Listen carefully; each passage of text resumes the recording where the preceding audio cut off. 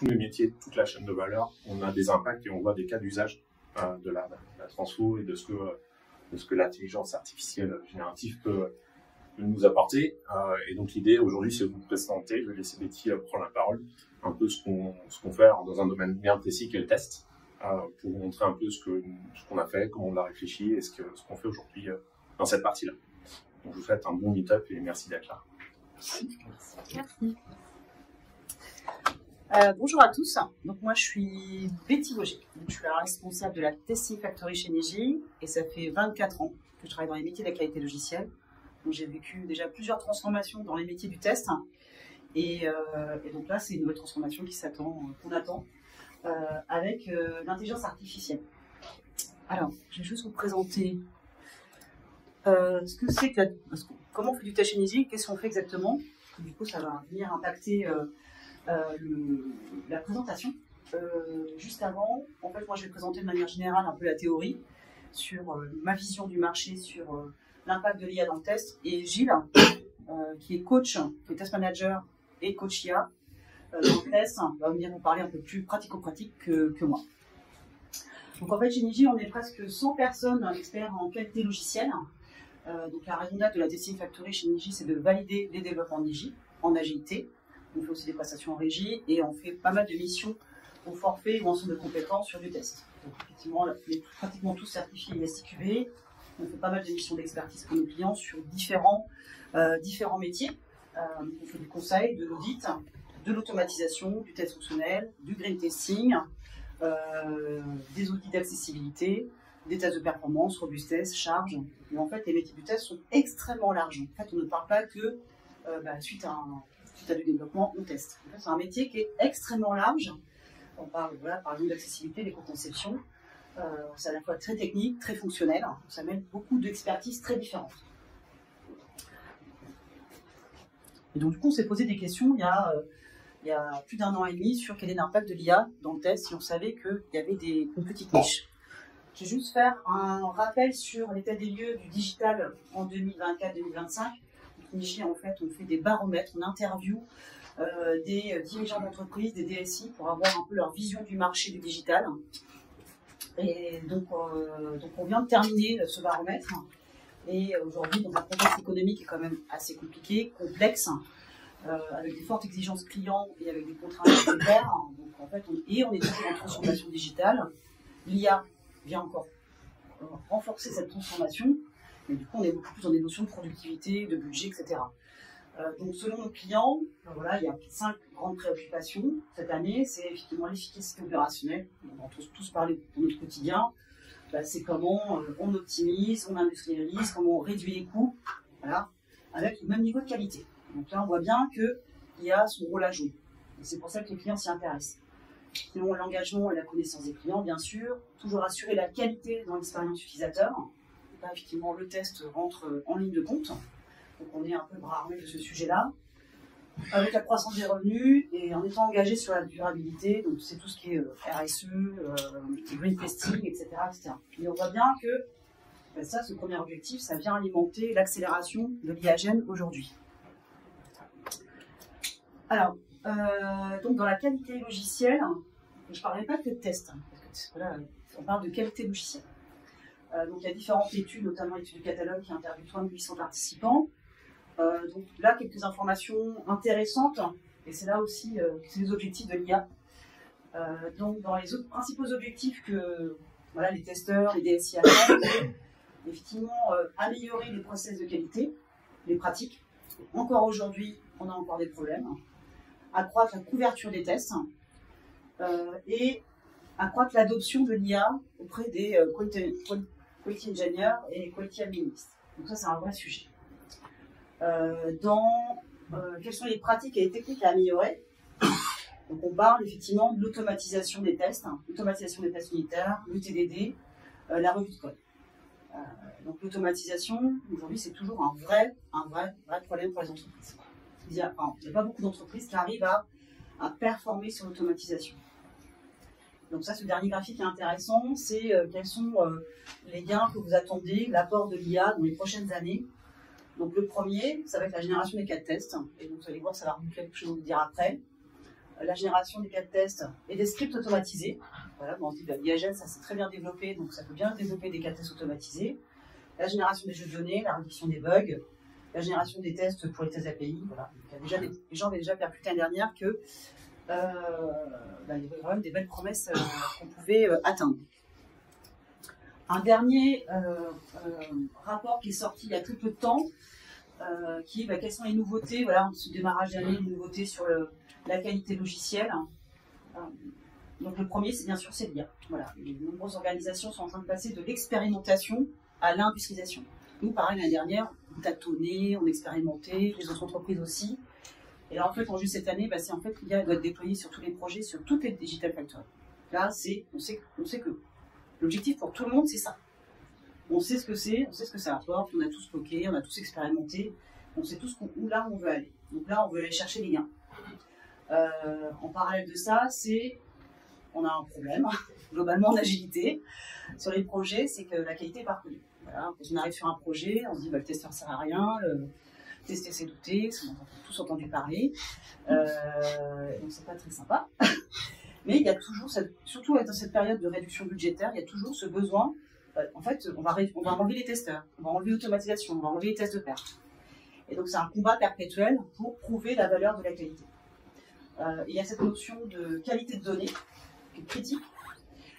Donc ça, c'était pas très présent avant. Donc, tous les clients ont construit des gros data lakes pour stocker la data. Maintenant, comment on fait pour s'assurer que cette data est toujours de qualité et dans le temps. Donc ça, c'est nos enjeux 2024-2025 sur la qualité logicielle. Et même, il manque la quatrième brique, qui est l'automatisation, qui n'est toujours pas maîtrisée dans les DSI. Je vais vous faire un petit zoom sur une enquête IA, bon, ça va être un peu redondant, qui a été faite, qui a été restituée aux journées françaises du test logiciel et de l'intelligence artificielle. Donc, ils nous ont restitué, c'est une enquête qui a été faite auprès du comité de testeurs pour avoir leur vision de l'IA dans la qualité logicielle. Donc, quel bénéfice prioritaire attendez-vous de l'utilisation de l'IA dans le cadre des tests logiciels? La première, effectivement, c'est le gain de productivité. On cherche tous ça. La deuxième, c'est améliorer la qualité des tests et la réduction des délais des tests. Et ça, effectivement, aujourd'hui, quand on interviewe même nos testeurs, même moi, c'est ma conviction, de dire qu'est-ce que l'IA peut apporter demain. Souvent, les clients nous disent c'est chouette, je vais réduire mes coûts, je vais avoir plus de marge. Non, c'est pas une évidence. Aujourd'hui, les testeurs, les projets en agilité sont globalement en souffrance, voilà, dans des restrictions budgétaires, on cherche en place. Les testeurs, en fait, ce qu'on observe aujourd'hui, dégradent leur qualité de travail. On leur demande de plus en plus, dans des contextes de plus en plus difficiles. Donc, du coup, pour nous, l'apport de l'IA, c'est avant tout améliorer la qualité du travail, améliorer la qualité des tests, améliorer les livrables, tester mieux, et donc découvrir aussi moins de bugs après. Quels sont les défis rencontrés lors de l'intégration de l'IA générative dans le process? Effectivement, on s'est tous posé la question l'année dernière, je me dis, où est-ce que mes données sont venues? Où est-ce que mes données partent? Maintenant, il y a des solutions, c'est plus un sujet. Manque de compétences internes, effectivement, c'est pour ça que nous, on a un coach IA au sein des équipes, pour accompagner les équipes. La complexité d'intégration avec les outils et la résistance au changement.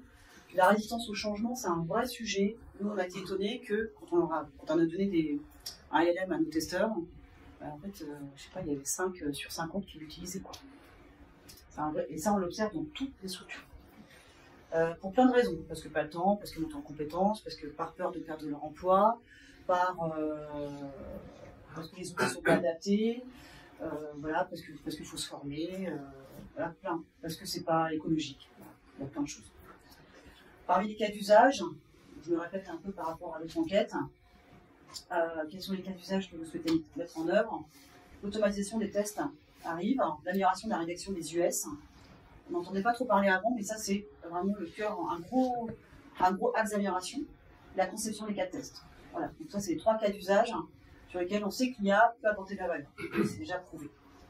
Et les risques, on dit si je mets de l'IA, c'est quoi l'impact? Surtout sur la cybersécurité des données privées et l'erreur de l'IA. Voilà, si j'utilise une IA pour générer des cas de tests, est-ce que ça va être de qualité? Est-ce qu'elle ne va pas halluciner? Elle ne va pas me dire autre chose? Donc là, Gilles va en parler tout à l'heure. J'essaie de faire rapide. Donc juste un petit débriefing de cette journée du test et de l'IA qui a été organisée par les CFTL. Les CFTL, c'est ceux qui organisent les journées françaises du test logiciel. Voilà, ça a lieu dans beaucoup de pays dans le monde. Ça a eu depuis une dizaine d'années. Donc ça rassemble tous les testeurs autour de retour d'expérience. Et ils ont fait une journée, c'était la première journée autour de l'intelligence artificielle et du test. Donc, on s'est tous demandé qu'est-ce qu'on allait voir.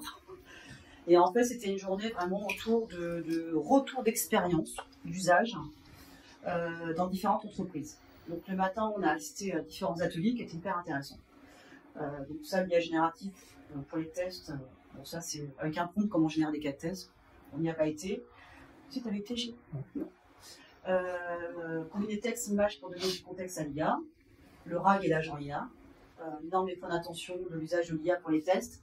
Ça, c'était intéressant. Enfin, moi, par exemple, j'ai pris conscience qu'effectivement, il y avait peut-être du légal, il y a des exigences légales quand on utilise des produits à base d'IA. On doit donner des livrables légaux.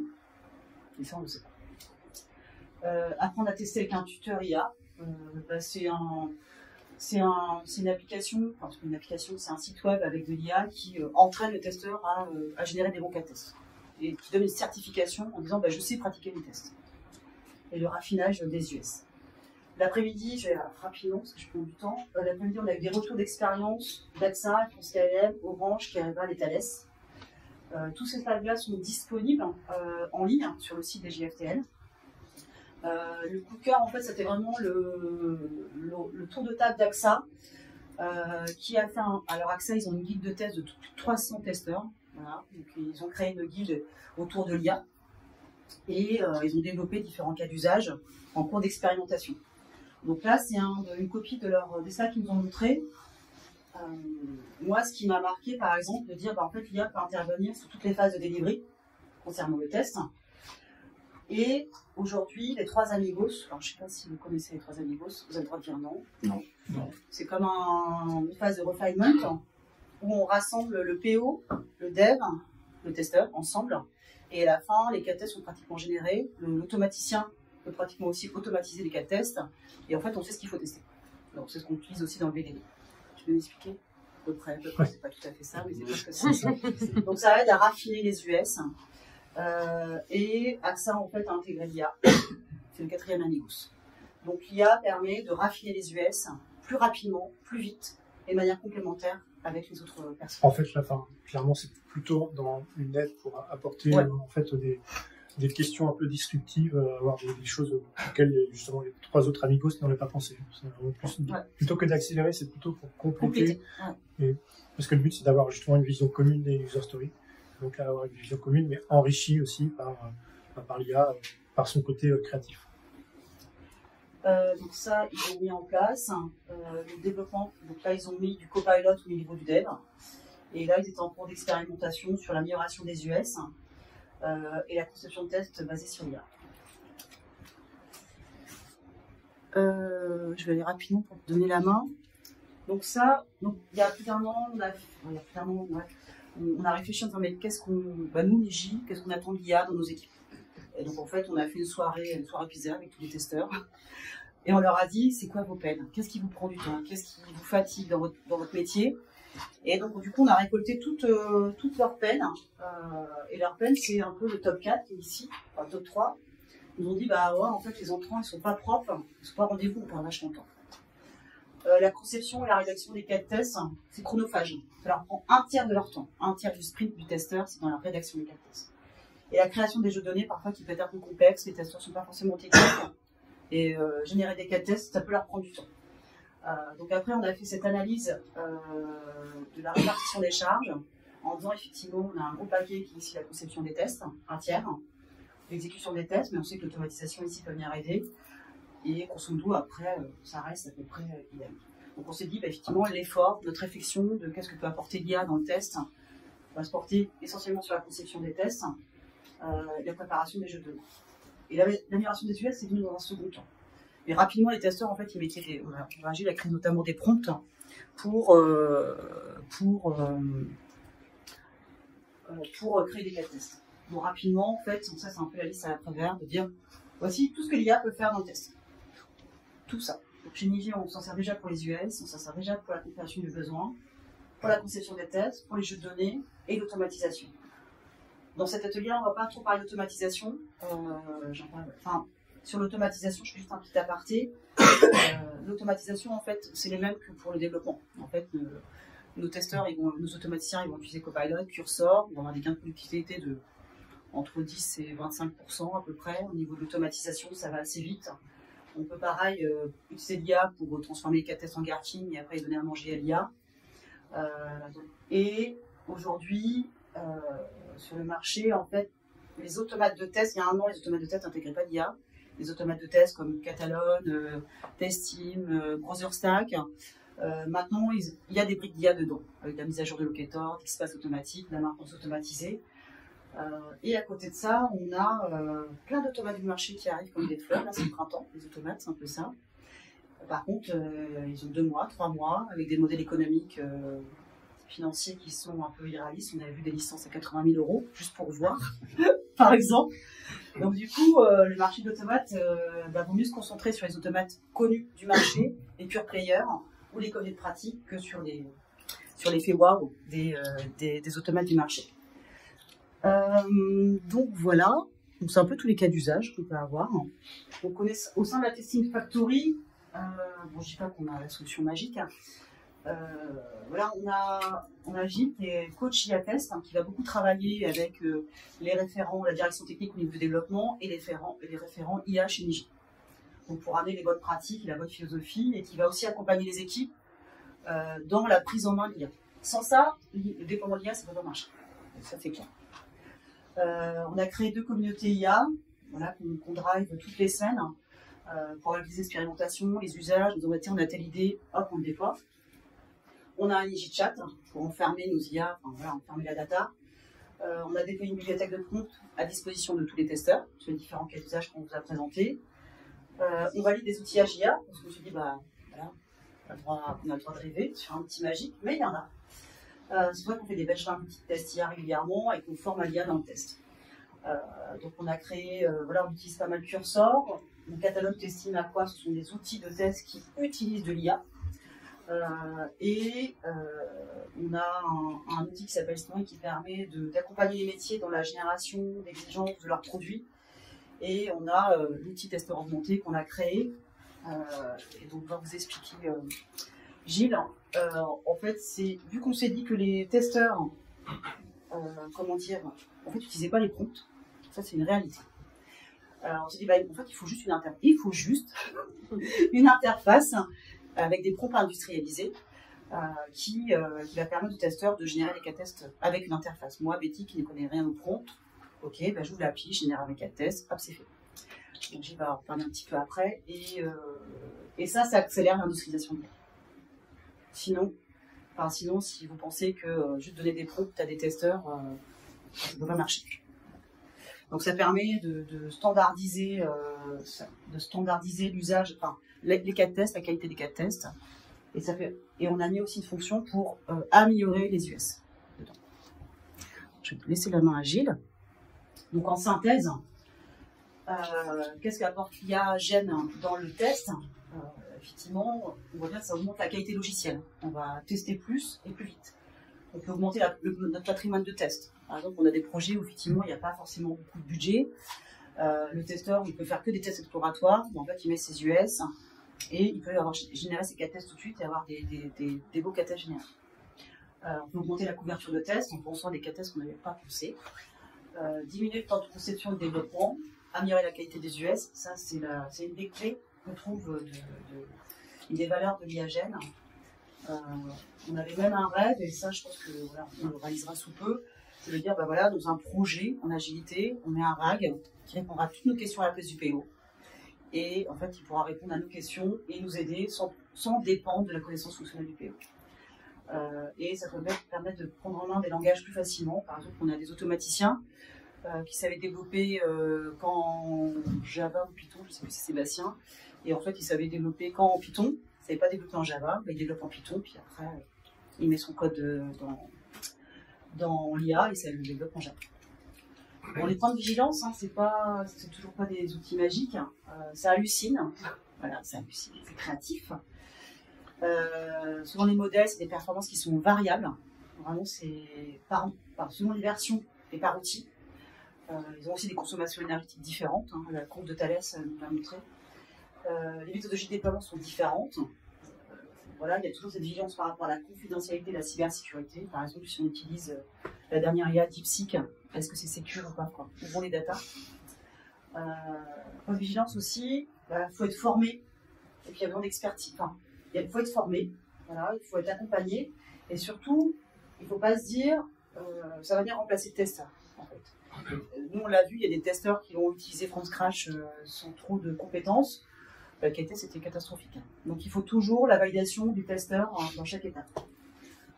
Donc, attention à l'intégration des juniors, il ne faut pas qu'ils soient, qu'ils s'appuient uniquement sur les outils. Puis, il y a aussi cette question de dire comment on fait grandir les juniors. C'est une vraie question qu'on a encore aujourd'hui et d'autres structures. Comment on fait grandir les juniors qui deviennent des vrais spécialistes de la qualité logicielle? Et l'importance, comme vous le savez tous, les données qu'on lui donne à manger, elle vient, c'est hyper critique. Sans ça, effectivement, la qualité ne sera pas bonne. Voilà. Donc, je l'idée, c'est justement de montrer un petit peu en pratique ce que ça peut donner. Donc, on a parlé d'améliorer la qualité des US, parce que justement, le premier entrant des testeurs, c'est les user stories, et c'était une des peines qu'ils avaient fait, c'était leur qualité. Donc, c'est comment on peut l'améliorer. Donc, la première chose, c'est déjà de vérifier est-ce que la donnée est de qualité ou pas, avec certains critères. Donc, je propose un prompt qui va justement permettre de vérifier cette qualité et aussi de proposer en fait des améliorations, ce qui permet en fait d'accélérer le processus et d'aller voir justement les parties prenantes, les product owners, etc., avec aussi déjà un peu des solutions, ce qui permet d'entamer la discussion. Un peu de la même façon en fait que pour les trois amigos, justement l'IA vient en complément pour apporter un autre regard et d'autres solutions. Et donc on voit sur ces exemples, on voit que ça va nous déterminer que dans les US que j'avais fournis, il manquait des détails. Après là, ça va pas très loin sur les améliorations, mais c'est aussi là j'ai fait un compte très, très simple, on va dire. Même s'il est assez long, il reste quand même assez simple.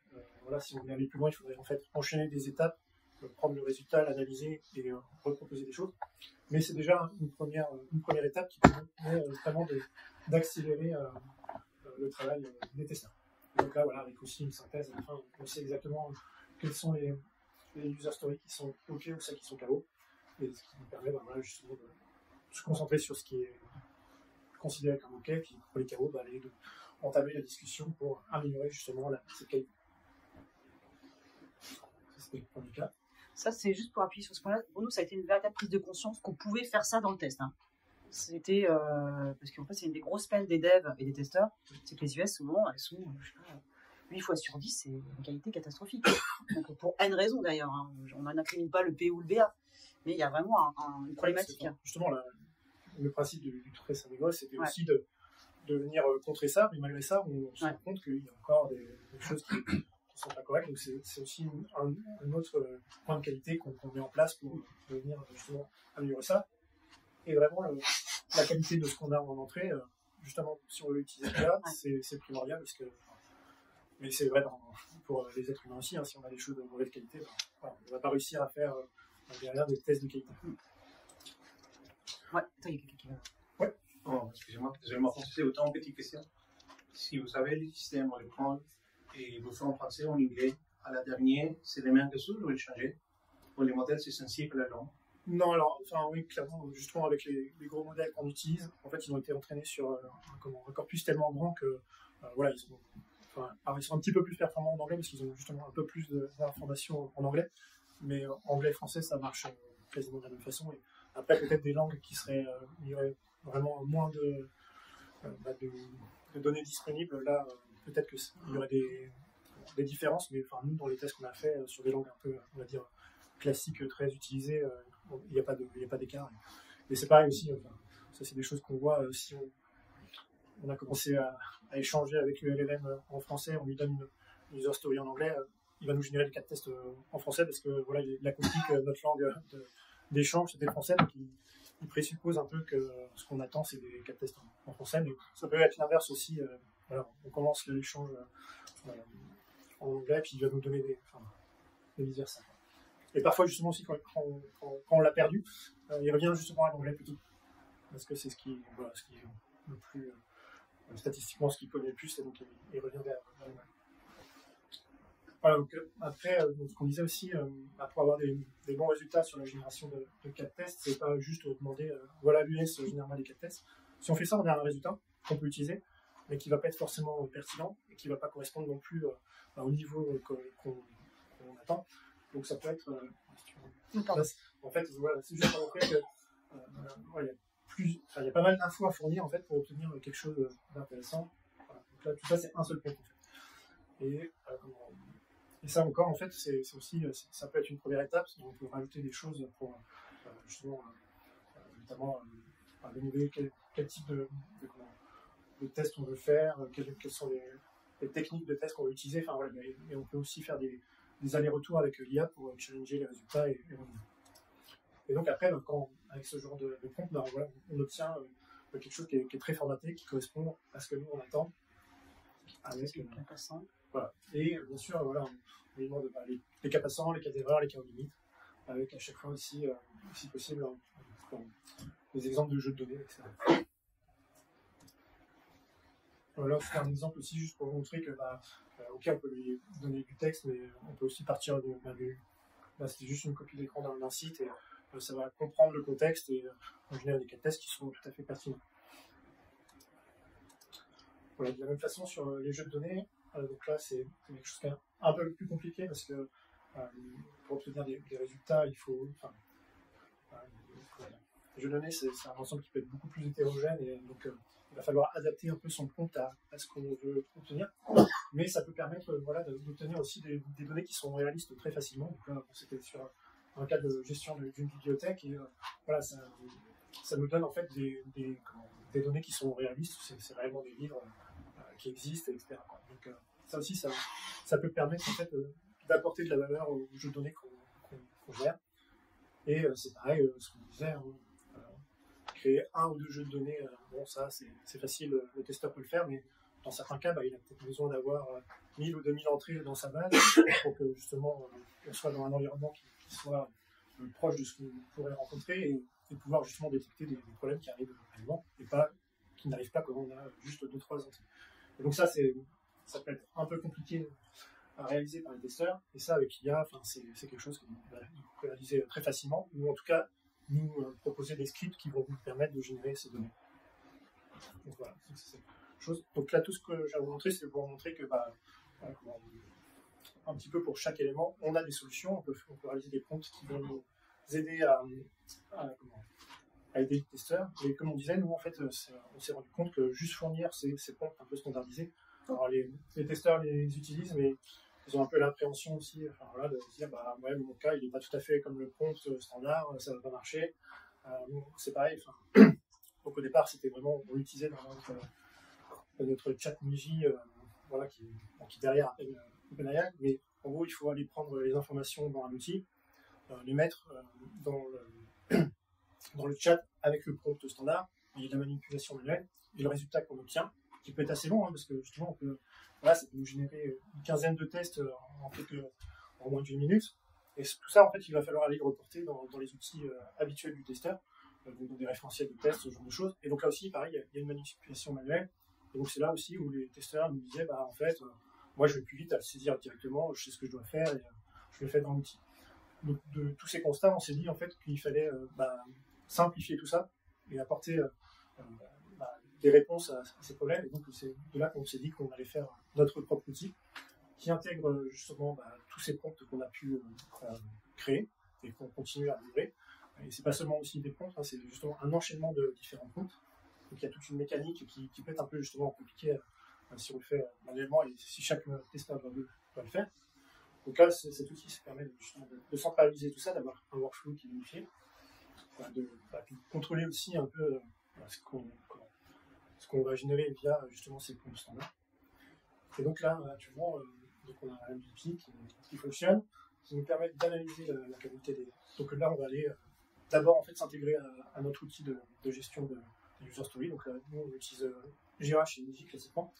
Donc on s'intègre avec Jira, on vient récupérer en fait l'ensemble des US qui sont dans Jira. On va les analyser. Donc là, ça va nous permettre d'abord de valider en fait la cohérence des US entre elles. de vérifier aussi s'il n'y a pas des doublons, ce genre de choses.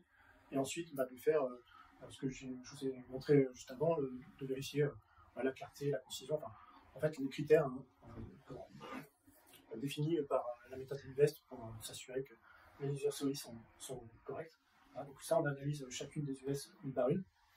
Quand tout ça est fait, en fait, on a nos US, et là, le testeur peut venir dire, par rapport à celle justement qu'il considère comme prête et qu'on peut commencer à travailler pour le test, pas de les sélectionner et de les générer. En tout cas, plutôt quelque chose d'un travail en masse. Et donc, quand on a ça, en fait, on a très rapidement un ensemble de cas tests qui sont générés. Et là, il y a l'expertise du testeur qui rentre en jeu, d'aller analyser en fait les résultats de l'IA pour justement vérifier qu'il n'y a pas d'hallucination, que ça correspond bien aussi au contexte et que il n'y a pas aussi des tests qui seraient plus pertinents parce que l'IA va aller très loin et justement il y a de la créativité, donc ça peut permettre de voir des tests auxquels on n'aurait pas pensé mais qui sont utiles, mais d'autres qu'on peut aussi mettre de côté, quoi. Parce que justement ok, j'accélère. L'idée c'est vraiment de faire de validation qui est manuelle et qui repose sur l'expertise des testeurs. Et ensuite, c'est tous ces tests qui ont été générés, on les exporte vers des outils. Donc nous, chez Niger, on utilise Squash, donc ça arrivera à l'écrire directement dans Squash. Il n'y a plus de choses manuelles. Et donc on passe directement des user stories qu'on a importés à des cas de tests à l'emploi dans nos outils habituels. Donc là, on est sur le MVP, mais comme on a dit au départ, il y a plein de use cases qu'on peut adresser via l'IA. Donc la prochaine étape, c'est vraiment justement de mettre en place un RAG qui va nous permettre d'interroger la base de connaissances de tous les US qu'on a importés, tous les cas de tests qu'on a générés. Donc comme ça, quand on a une nouvelle itération, on peut s'assurer que ce qu'on vient faire n'a pas d'impact sur l'existant, donc retrouver l'existant qui est connexe avec le nouveau sujet, etc. Enfin voilà, il y a plein de choses qu'on peut faire et qu'on va développer et proposer pour aider les membres de nos équipes. Bon après, ça c'est un peu de la redite par rapport à ce que tu as dit, mais c'est vraiment gagner du temps, améliorer la qualité aussi, parce que ça nous permet d'avoir des choses un peu plus standardisées. Tout le monde a des résultats, en tout cas une façon d'écrire qui est plus standardisée. D'avoir aussi une couverture plus exhaustive, ce que vous disiez, souvent les testeurs par le temps, ils ne vont pas écrire tous les tests, ils vont vraiment se limiter, alors que là l'IA, justement, par sa facilité de génération, va nous permettre d'avoir tout un tas de tests qu'on va pouvoir mettre dans notre référentiel, qui seront là, qui seront disponibles, donc qu'on pourra utiliser. Et ça permet aussi d'avoir une boucle de rétroaction continue, et donc d'améliorer le process en fait à chaque fois. Et donc l'idée, c'est d'incorporer l'IA dans le processus de test.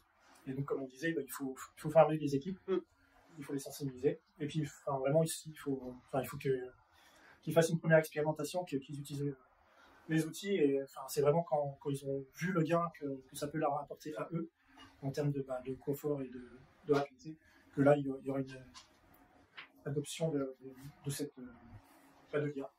Et puis, bien sûr, il faut évaluer ce que vous avez mis en place et puis ajuster pour justement pouvoir améliorer le process. Sur cette partie-là, vous faites comment pour l'évaluation, justement? Alors, pour l'instant, on est juste sur MVP. Pardon, c'était la prochaine étape. Ouais, justement, c'est vraiment, là, on va commencer à le déployer, à l'utiliser plus concrètement sur des vrais projets. Donc là, on va justement voir, par exemple, on avait dit, ce qu'on voit quand on a moins de bugs en production, il y a tous ces KPI assez classiques, en fait, qu'on va étudier et voir si justement avec ces nouveaux outils on a une amélioration. Okay. Et aussi ce qu'on voit c'est que l'IA ça va être au cœur de nos métiers, ça vient, on est sûr que c'est incontournable, donc c'est aussi des choses que les équipes doivent prendre en main pour rester en fait à l'état de l'art et pouvoir continuer à travailler. Des questions. Ouais. Alors, je vais être plus exhaustif, mais ce qui se lance dans l'espèce entonnoir où effectivement l'IA génère des cas de test, et après derrière c'est l'intelligence du testeur de sélectionner, d'ajuster le cas de test. Parce qu'il y a une de rétroaction justement, pas sur la mécanique, mais sur le test en lui-même, pour analyser la liste, l'intégralité de tous les cas de test, finalement vont couvrir correctement les exigences. Est-ce que la finalité des tests couvre bien, est-ce que ça peut permettre une aide d'analyse de couverture? Oui, alors déjà quand on demande à la génération à l'IA, on lui demande d'avoir une couverture la plus exhaustive possible. Mais ensuite, justement, c'est dans le process qu'on refait un appel pour aller comparer, dire, ben voilà, tu avais ça en entrée, tu nous as généré ça en sortie, est-ce que justement la couverture, elle est OK? Et donc là, il vient dire qu'est-ce qui est couvert, qu'est-ce qui n'est pas couvert. Et ensuite, pour ce qui n'est pas couvert, on lui fait demander de régénérer ce qu'il faut. Et donc, normalement, après plusieurs itérations, on arrive à la couverture souhaitée. Il y a même une boucle de rétroaction, enfin le feedback qui est issu du testeur avec son aspect, enfin sa connaissance, etc. On dit, là, le prompt, c'est peut-être une ERA ou une ERA, etc. Ouais, oui. Ça aussi votre ouais, exactement. C'est ça aussi. Ouais. Et il y a, comme je dis aussi, quand les testeurs utilisent cet outil, en fait, il faut qu'il ait fait son travail et qu'il sache en fait déjà plus ou moins quels sont les tests qu'il souhaite obtenir, ce qui facilite la validation. Et c'est là qu'on a des vrais gains aussi. Enfin, c'est pareil, si le testeur il n'a rien fait, qu'il fait juste généralement des trucs, il va se retrouver avec plein de cas de tests, il ne va pas savoir si c'est OK ou pas, donc ça prendra presque plus de temps. Donc, c'est vraiment, voilà, c'est une aide. C'est un peu comme si on avait un collègue qui vient, mais il faut connaître le sujet, quoi.